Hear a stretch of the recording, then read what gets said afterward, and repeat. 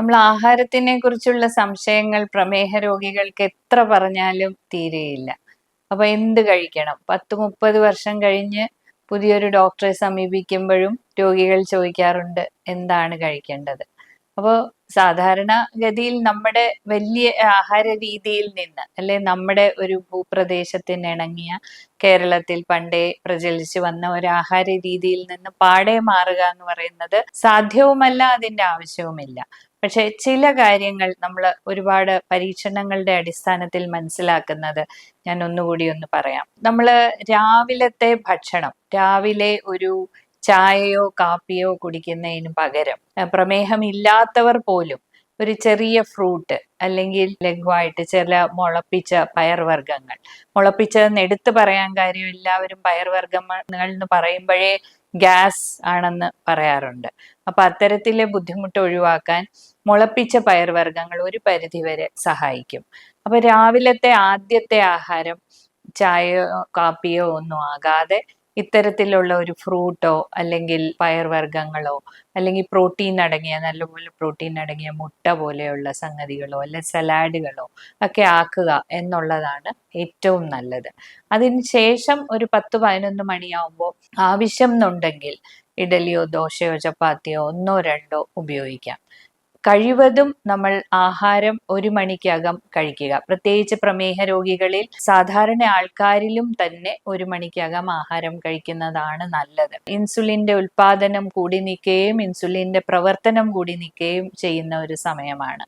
അപ്പം പ്രത്യേകിച്ച് പ്രമേഹത്തിന് മരുന്നുകൾ കഴിക്കുന്നവർക്ക് 12:30 മുതൽ 1 മണി വരെയൊക്കെ അത് ഷുഗർ കുറഞ്ഞു പോകാനുള്ള ഒരു സാധ്യതയുണ്ട്. അപ്പൊ ആ സമയത്തിനകം ആഹാരം കഴിക്കുക. അതിനുശേഷം വലിയൊരു ചോദ്യമാണ് ഇതിന്റെ ഇടയ്ക്ക് എന്ത് വെള്ളം കുടിക്കാം.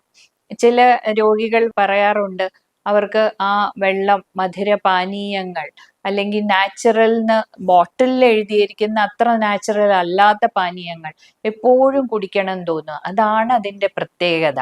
ഫ്രക്ടോസ് എന്ന അതിലടങ്ങിയിരിക്കുന്ന ഒരു ഷുഗർ പോലെയുള്ള ഒരു വസ്തുവും മറ്റു പലതും ഒന്ന് കുടിച്ചാൽ ഉടനെ വീണ്ടും വീണ്ടും കുടിക്കാനുള്ള ഒരു താല്പര്യം നമ്മളിൽ ജനിപ്പിക്കുന്ന ഇത്തരത്തിലുള്ള മധുരപാനീയങ്ങൾ പാടെ ഒഴിവാക്കുക. നമുക്ക് മോരും വെള്ളവും ഉപയോഗിക്കാം, അല്ലെ നാരങ്ങ വെള്ളം ഉപയോഗിക്കാം, അല്ലെ കരിക്കൻ വെള്ളം പോലും ഉപയോഗിക്കാം. ധാരാളം ലവണങ്ങളുള്ള ഒരു നല്ല പാനീയമാണ് കരിക്കൻ വെള്ളം. അപ്പൊ ഇതിലേതെങ്കിലുമൊക്കെ ഉപയോഗിക്കുക. അല്ലെ പച്ചമാങ്ങ ബോയിൽ ചെയ്ത് ഉണ്ടാക്കുന്ന ഒരു പാനീയം നമുക്ക് ഉപയോഗിക്കാം. ഇവയെല്ലാം നമ്മൾ ശീലിക്കുക. അല്ലാതെ ബോട്ടിൽഡ് ആയിട്ട് കിട്ടുന്ന പാനീയങ്ങൾ കഴിവതും ഒഴിവാക്കുക.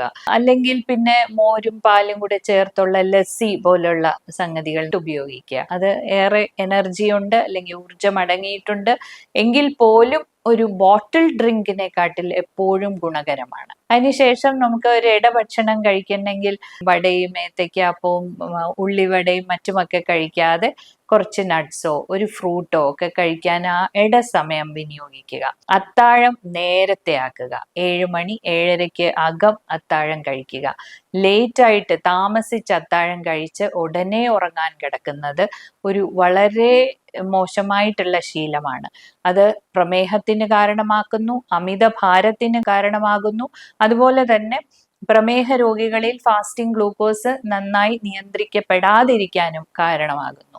അപ്പം തീർച്ചയായിട്ടും ഈ നേരത്തെയുള്ള അത്താഴം നമ്മളൊരു ശീലമാക്കേണ്ടതാണ്. ഇത്തരത്തിലെ ചെറിയ ചെറിയ ആഹാരത്തിലുള്ള അഡ്ജസ്റ്റ്മെന്റ്സ് ഇനി നമുക്ക് അല്പം ഉപയോഗിക്കണമെങ്കിൽ സാധാരണ നല്ല പശുവിന്റെ നെയ്യ് അല്ലെങ്കിൽ വീട്ടിലെടുക്കുന്ന നെയ്യ് അല്ലെങ്കിൽ റിലയബിൾ ആയിട്ടുള്ള ഒരു ബ്രാൻഡഡ് നെയ്യ് ചെറിയ അളവിൽ എല്ലാ ദിവസവും ഉപയോഗിക്കുന്നതിന് തെറ്റില്ല. പക്ഷെ ബൈ ആൻഡ് ലാർജ് പറയുകയാണെങ്കിൽ എണ്ണയുടെ ഉപയോഗം പരമാവധി കുറയ്ക്കുക.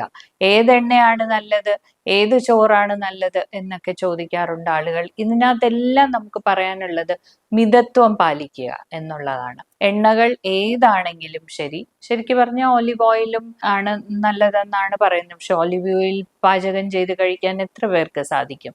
അത് വെളിച്ചെണ്ണ ആയാലും ഏതെണ്ണ ആയാലും വളരെ ലഘുവായിട്ട് ഉപയോഗിക്കുക.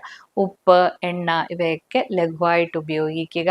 അരി ഞാൻ മുമ്പ് ഒരിക്കൽ പറഞ്ഞിട്ടുണ്ട്, ഉപയോഗിക്കുമ്പോൾ തവിടുള്ള അരി ഉപയോഗിക്കുകയാണെങ്കിൽ നല്ലതായിരിക്കും. അപ്പൊ ഇത്തരത്തിലുള്ള ചെറിയ ചെറിയ അഡ്ജസ്റ്റ്മെന്റ്സ്, ചെറിയ ചെറിയ ശീലങ്ങളുടെ മാറ്റങ്ങളിലൂടെ നമുക്ക് കൃത്യമായി പ്രമേഹ നിയന്ത്രണം നടത്താൻ സാധിക്കും.